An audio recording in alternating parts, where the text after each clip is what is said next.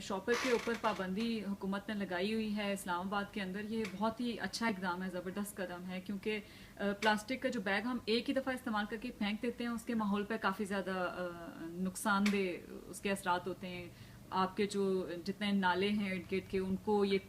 चौक कर देते हैं, बंद हो जाते हैं वो। इसके अलावा बर्ड्स आप देखेंगे, एनिमल्स देखें, वो कूड़े के क्रिकेट के उसके ऊपर से जो है वो खा रहे होते हैं, उनको वो स्टमक में जाता है, उनका एपिटाइट ख़त्म हो जाता है और इसकी वजह से उनकी डेथ भी होती है। लेकिन अल्टीमेटली ये जब प्लास्टिक वेस्ट आपका, जिसमें शॉपर भी ऑफ कोर्स होते हैं, आपके रिवर्स और सी में जाता है, तो वहाँ पे जब वो मछली खाती है तो मछली के अंदर भी उसी तरह से प्लास्टिक के टुकड़े चले जाते हैं, उसका एपिटाइट ख़त्म होता है और वो भी एक या उसकी डेथ हो जाती है या मरने से पहले हम पकड़ के अगर उसको फूड चेन में शामिल करते हैं, वो हम फिर खाते हैं और अल्टीमेटली हमारे अंदर भी जाता है। इसके अलावा जब ये डिसइंटीग्रेट होता है शॉपर, डीकम्पोज की मैं बात नहीं कर रही, डिसइंटीग्रेट की बात कर रही हूँ। डिसइंटीग्रेट का मतलब ये था कि छोटे छोटे टुकड़ों में ये जो प्लास्टिक बैग जब कन्वर्ट हो जाता है, तो इसका क्या होता है कि आप ज़मीन के अंदर होगा तो पौधों के ऊपर उसका गलत असर होता है, उसकी ग्रोथ को इम्पैक्ट करता है। हवा में भी वो जाता है, छोटे छोटे पार्टिकल्स उसमें, तो वो हवा में हम जब सांस लेते हैं हमारे अंदर जाता है, तो हमारे लंग्स के लिए भी प्रॉब्लम क्रिएट करता है। तो इसको बैन करना जो है, it was necessary, it was important, it's really good step. इसके अलावा ये है कि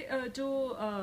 इम्प्लीमेंटेशन को अगर हम देखें तो गवर्नमेंट का स्मार्ट मूव जो ये था कि उनने एक चीज़ को जो है वो नैरो करके फोकस रखा कि सिर्फ जो सिंगल यूज़ प्लास्टिक है, जो कि पतला प्लास्टिक का शॉपर होता है, उसका एक दफ़ा का जो इस्तेमाल है, सिर्फ उस पर बैन लगाया। बहुत सारे लोग पैनिक कर रहे हैं, उनको ये कन्फ्यूजन है कि शायद ये जो वेस्ट बिन पे लाइनिंग हम यूज़ करते हैं शायद उस पर बैन है, या हॉस्पिटल वेस्ट जिसमें जमा करते हैं शायद उस पर बैन है। नहीं, इनमें से किसी शॉपर पे बैन नहीं है। इवन जो प्रोसेस्ड फूड या जो चिप्स के थैले हैं, इन पे भी कोई बैन नहीं है। सिर्फ और सिर्फ जो एक दफ़ा इस्तेमाल होता है कि जैसे मैं या फ्रूट लेने हम मार्केट में जाते हैं या सब्जी, उसमें डाल के घर कर लेकर आते हैं और उसके बाद उसका इस्तेमाल खत्म हो जाता है, फिर हम वेस्ट बिन में फेंक देते हैं। तो सिर्फ वो वाला शॉपर जो है उस पर पाबंदी लगी हुई है,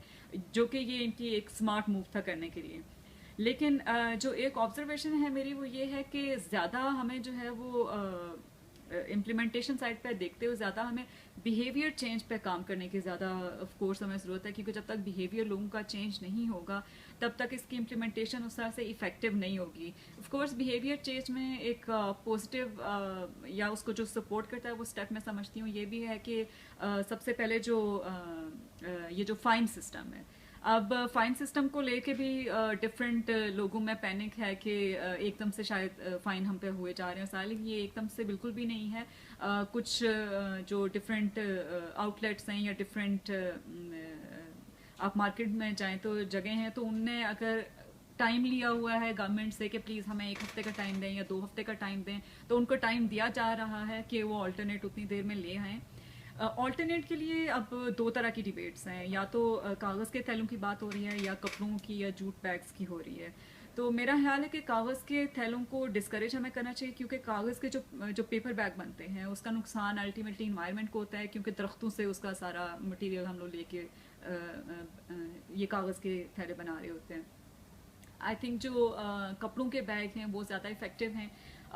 कॉस्ट ऑफ कोर्स ज़्यादा है, लेकिन उसका फ़ायदा भी ज़्यादा होगा, क्योंकि मैं या आप एक दफ़ा तकलीफ से गुजर के 50 या 40 रुपए दे के कपड़े का थैला खरीदेंगे, तो अगली दफ़ा हम जेब से पैसे निकालते हुए थोड़ा सा कॉन्शियस होंगे कि नहीं मेरे पैसे ज़्यादा खर्च हो रहे हैं, तो उसका एक ही बैग ख़रीद के हम मल्टीपल उसका यूज़ कर सकेंगे।